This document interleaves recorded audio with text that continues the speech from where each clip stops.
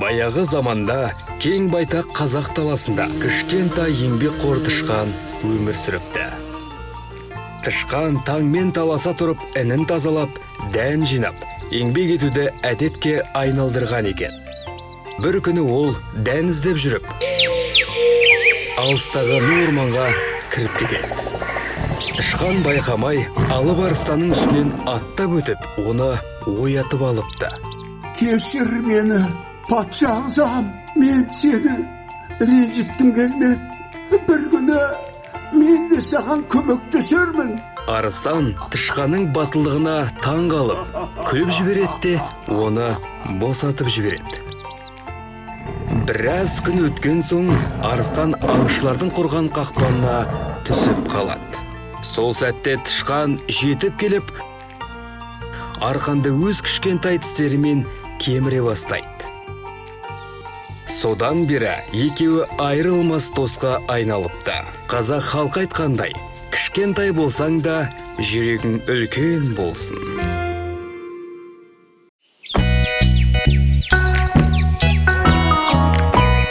Ертеде бір жалқау аю өмір сүріпті.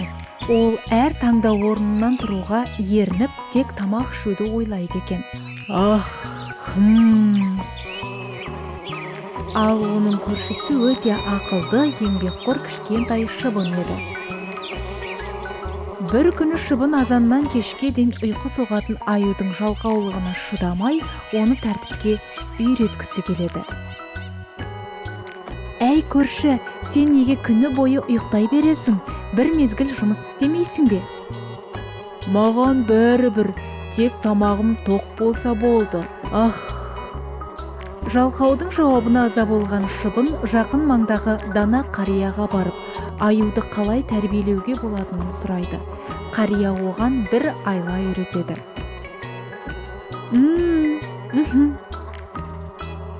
Қарттың ақылын тыңдаған шыбын ұйықтап жатқан аюдың құлағына жақындап, ызыңдап, ән айтып, әбден мазасын алады.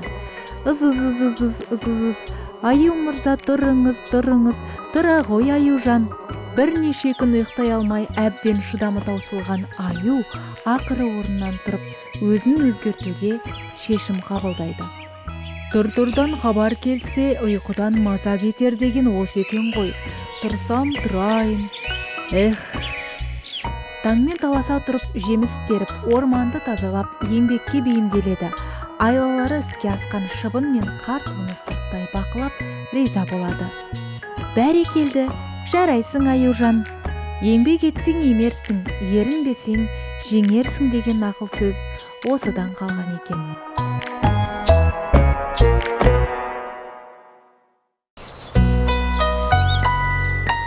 Бір құмырсқа өз илеуінде тобынан бөлініп, сол маңындағы ара, қоңыр секілді жәндіктермен дос болыпты. Жеміс деп шыққан құмырсқа жол үстінен бір дән тауып алыпты. Жалғыз өзі әрі-бері әурелеп, дәнді орнынан қозғалта алмапты. Содан соң көмек сұрау үшін әлгі қанатты достарын іздейді. Бір уақытта гүлден гүлге қонып, шырын жинап жүрген араға жолығады. Досым, бір дән тауып алып едім, жалғыз өзім көтере алмадым. Маған көмектесіп жіберші, деп өтінеді. Көрмей тұрсың ба? Мен де жұмыс істеп жатырмын ғой, деп ара көнбей қойыпты. Солай ғой, Мейлі деп құмырсқа әрі жүріп кетіпті. Ол енді қоңызды тауып алды. Ол мән жайды айтып, көмек сұрапты. Сен үшін өз еңбегімді еш қыла алмаймын, деп қоңыз ызыңдап ұшып кете барды. Достарынан күдер үзген құмырсқа мұңайып қайтып келе жатты. Жолда өзінің илеулестерімен ұшырасып қалды. Олар мұның түрін көріп,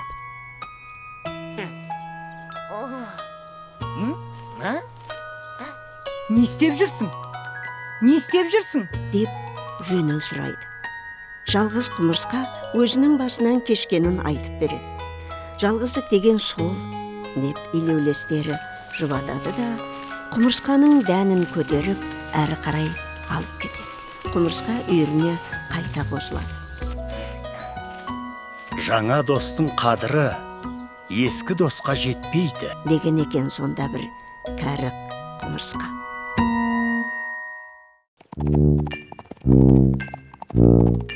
Шу, жануар, жетіп қалдық. Малжан аман ба, Абайжан? Аман есен, жақсымыз. Абайжан, өзіңе асыл сөз, алғыр ой тауып айтқан кісі болды ма? Менің Әбдірахман деген балам бар еді. Оны 9 жасында Семейдегі орыс мектебіне оқуға бердім. Оны бітірген соң Петербурға жібердім. Қыс оқып, жаз демалысқа үйге келді. Сұрастырып байқасам, оқуы жақсы көрінеді. Баламның алымдылығын сынап білейін деп ойладым да, бір күні жай әңгімелесіп отырып, қалқам Әбіш, осы әлемдегі жаратылыста ақ зат асыл ма, қара зат асыл ма деп сұраған едім. Ол іркілместен ақ зат асыл ғой деді. Неге қара зат асыл емес пе дедім мен. Әбіш бетіме қарап күлді де, қараны қалай асыл дейсіз деді. Сосын мен, біріншіден, адам баласы барлық дүниедегі жаратылысты көзбен көреді емес пе дедім. Бірақ көздің ағы көрмейді, ортасындағы кішкене қарашығы ғана көреді. Қараның асылдығына осы дәлел. Екіншіден, қағаз ақ, одан адам оқып білім ала алмайды. Үстіне жазған қара сиядан өнер білім алады. Осыған байланысты жас күнде адамда ақыл, білім, қайрат көп болады. Қартайғанда шаш сақал ағарады. Ал адамда ақыл, білім, қайрат та азаяды. Сондықтан ақтан қараны асыл ма деп ойлаймын дедім. Сонда Әбіш, оның бәрін қалай білдіңіз деді. Ақылмен білдім дедім мен. Олай болса, ақыл мида болмай ма? Ал ми ақ зат емес пе? Екіншіден, ақыл нұр, жарық зат. О да аққа ұқсамай ма? Деді. Мен баламның тауып айтқан сөзіне риза болып, маңдайынан иіскедім.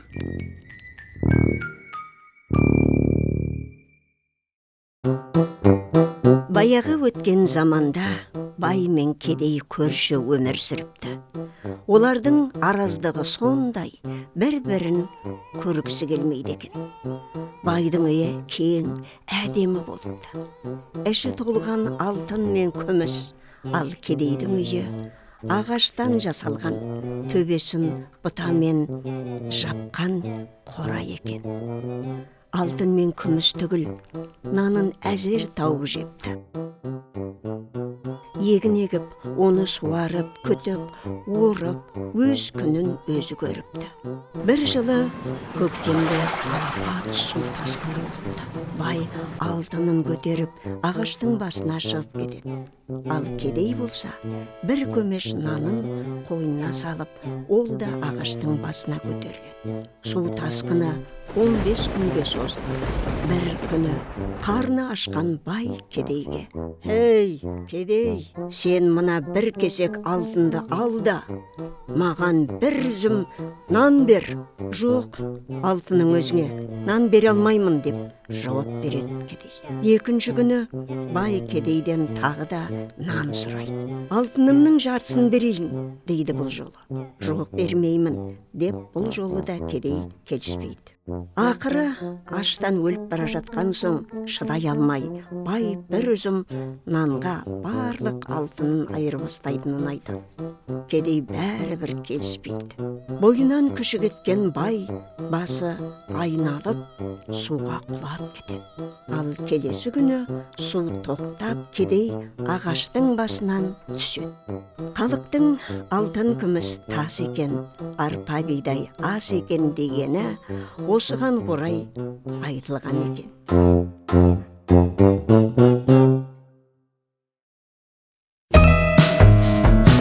Ертеде ешкі құйрығы келтеде, аң мен құстардың ішінде ең әдемісі, сымбаттысы әтеш болды. Сондықтан ол өте тәкаппар екен. Жүріп тұрысы да маңғазданып, сылаңдай басады екен. Қоқыраятта жүреді. Бірде бір аңмен, не құспен сөйлеспей, жалғыз серігі Тотықұс болыпты. Тотықұс байғұстың үстінде жібі түзу жөнді киімі де жоқ екен. Бір күні Тотықұс әлгі кербез әтешке келді. Досым, мен бүгін қонаққа баратын едім. Жөнді киімім де жоқ. Мына түріммен қалай барам? Мені сенің досым деп білетін ел мазақтайды ғой.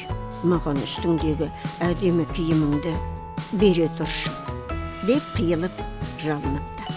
Әтеш досының сөзіне сеніп, үстіндегі әдемі киімдерінің бәрін шешіп беріпті.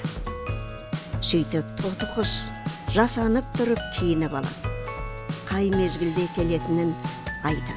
Егер мен кешіксем, дауыстап шақыр.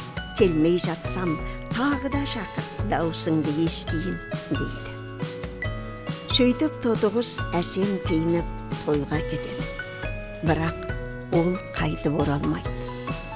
Әтеш оны естісін деп, үсті-үстіне шақырады. Ешқандай хабар болмайды. Содан күні бүгінге дейін Әтеш Тотықұс пен әдемі киімін іздеп, таң қылаң бергеннен күн батқанға дейін айқайлап шақыра береді екен.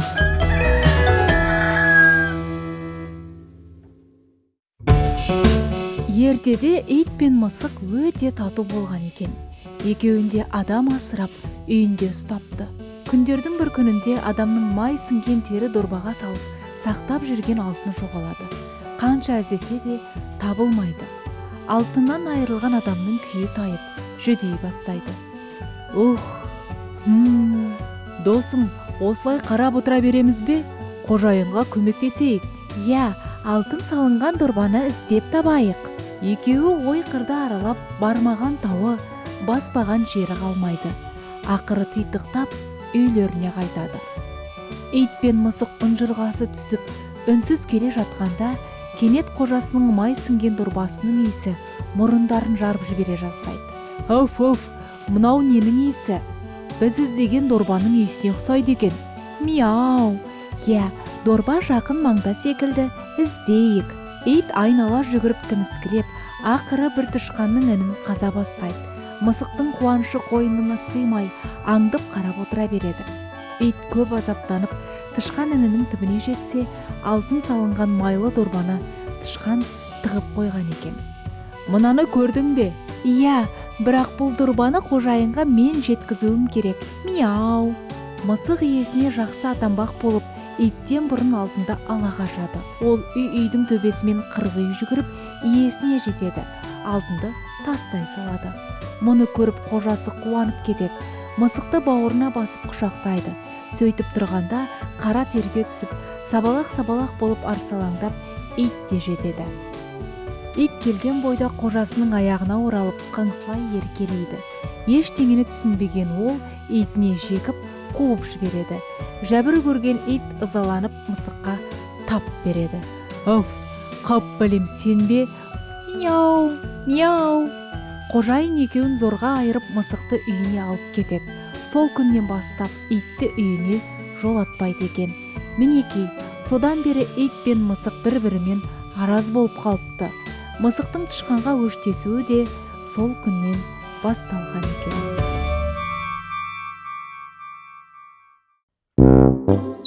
Бір қарлығаш жардың қуысына ұя салып өмір сүріпті. Қанаты қатпаған балалары анасы азық әкелуге кеткенде шыдамсыздана күтумен болады екен. Бір күні балапандарды жеу үшін жауыз жылан қарлығаштың ұясына өрмелеп шығып бара жатыр. Мұны көрген қарлығаш аспан мен жерді шарлап, шыр-шыр етіп балаларына арашасы іздейді. Көкектен көмек сұрай барса, бүркіт қонаққа шақырып еді, соған бара жатырмын, уақытым жоқ, дейді көкек. Одан шығып қарғаға барса, үйленгелі жатқанымда мазамды алма, дейді. Қарлығаштың амалы таусылып, шырылдап ұшып келе жатады. Бір кезде Дәуітті көреді. Дәуіт қарлығаштың шыршыр еткен даусын естіп, «Достым, неге зарылдайсың?» деп сұрайды. Қарлығаш сонда: «Жауыз балаларымды жұтатын болып, ұяма өрмелеп жетіп қалдым. Соған не істерімді білмеймін» деп қарлығаш көзінің жасын төгіп жіберді. «Олай болса, мені жеткіз тезірек», дейді Дәуіт. Қарлығаш қанатын тосады. Дәуіт жотасына шығып алады. Көзді ашып жұмғанша ұясына жетеді. Жылан ұяға тақалып қалған екен. Дәуіт пен қарлығаш енді бір сәт кешіксе, балапандарды қылқытып салып, жұмсақ ұяда масайрап ұйықтамақшы екен. Дәуіт аяғын шаба тартып, жыланның екі көзін ағызып жібереді. Жауыз жылан сылқ етіп жерге құлап түседі де мерт болады. Дәуіттің ерлігіне сүйінген қарлығаш онымен айнымас дос болыпты. Содан бері талай заман өтсе де, екеуі бір ұяда тұрып, бірге өмір сүрген екен.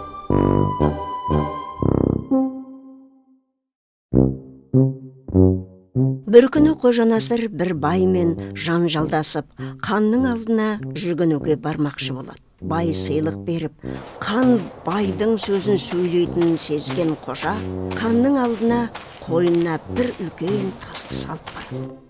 Хан екі жағының да арызын тыңдап болып, енді үкім айтуға кіріскенде, қожа жөткірініп қояды. Хан бұрылып, қожаның бетіне жалт қарайды. Сонда қожа ханға жұдырығымен қойнын көрсетеді. Ханның көзі Қожанасырдың қойнына түседі. Өйткені Қожанасырдың жан қалтасы біраз қомақты болып, тұмпайып тұр екен. Хан Қожанасырдың қойнына көп алтын бар екен деп дәмеленеді. «Менің сөзімді сөйлесең, осы алтынды саған берем» деп тұр екен деп ойлайды. Сондықтан хан сөзді салмақтай келіп, Қожанасырдың арызын дұрыстайды. Үкімге риза болмаған бай ашуланып кетіп қалады. Кеткен соң хан күлімдеп, Қожанасырды жанына шақырып алады. «Ал қожеке, маған ризасың ғой. Байды саған жығып бердім. Енді қойныңдағы алтыныңды бер» дейді. «Тақсыр, мен сізге алтын көрсеткенім жоқ қой. Менің қойнымдағы алтын емес, тас еді» деп қожа қойнындағы тасты алдына тастай береді. «Сен маған билік айтарда көзіңді қысып, қойныңды көрсеттің. Ол не дегенің еді?» деп сұрайды хан. «Уа, тақсыр, менің қойнымды көрсеткенім хан әділ билік айт. Әйтпесе мұна таспен ұрып жығам» дегенім еді, дейді қожа.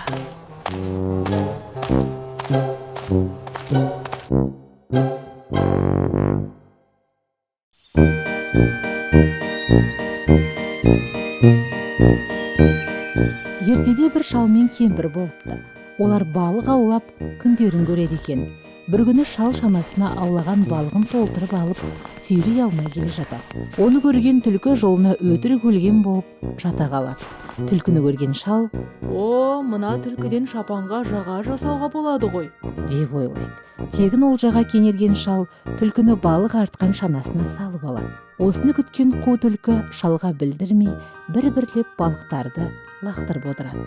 Балықтар таусылғасын өзі де түсіп қалады. Мұны сезбеген шал үйіне жете сала айғайлап кемпірінен сүйінші сұрайды.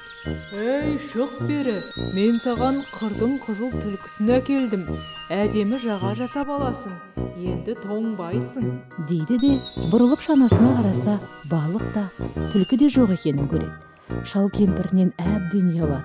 Ал қу түлкі балықтарды бір төбе қылып жиып алып, рахаттана жеп отырады. Оны көріп аш қасқыр келеді. «Айналайын түлкіжан, ашыққаннан әлім құрып әрең келемін. Маған да бір берсеңші». Түлкі қулығына басып: «Балық жегің келсе, суатқа барда құйрығыңды малып қой. Тапжылмай отыр. Таң атқанда құйрығыңды тартсаң болды, балыққа тоясың». Аңқау қасқыр суатқа келіп қарайды. жүзіп жүрген балықтарды көріп көп олжаға кенелетін болдым деп ойлайды. Сосын ойланбастан құйрығын малып отыра береді. Біраздан кейін оның құйрығы қатып шымырлай бастайды. Аңқау қасқыр бұл тістеп жатқан балық болар, үркітіп алмайын деп отыра береді. Ертеңіне таң ата суатқа жылқыларын суаруға жылқышы келеді. Жылқышыны көрген қасқыр қашпақ болады, бірақ қатып қалған құйрығы оны орнынан жібермейді. Сөйтіп қу түлкі балықшыны да қасқырды да алдап соғыпты. Не істесең де ойланып істе, ойланбай іс қылсаң жазым боласың деген сөз осыдан қалыпты.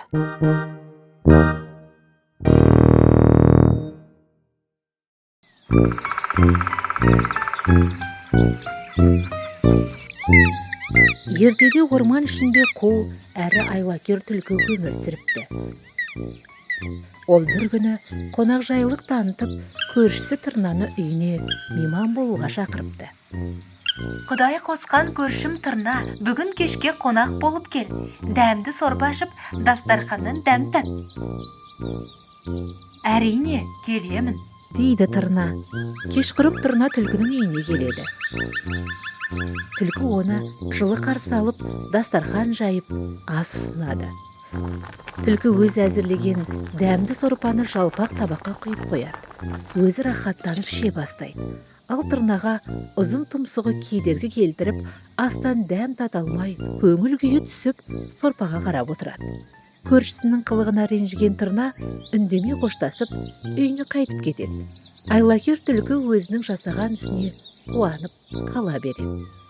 Арада бірнеше уақыт өткенде Тырна түлкіні қонаққа шақырады. Түлкі болса қуана келіседі. Тырна да көршісінің жасағанын қайталап әзірлеген көжесін ұзын мойынды құмыраға құйып, дастарханға қойыпты. Бұл жолы түлкі ештеңе іше алмай мазаланыпты. Сонда Тырна түлкіге қарап тұрып: есіңде ме, мен де сенің табағыңнан ас іше алмап едім, дейді. Жасаған әрекеті есіне түскен түлкі ұялып, басын иіп: кешір мені, енді ешкімге қулық жасамаймын, деп Тырнаға уәде береді.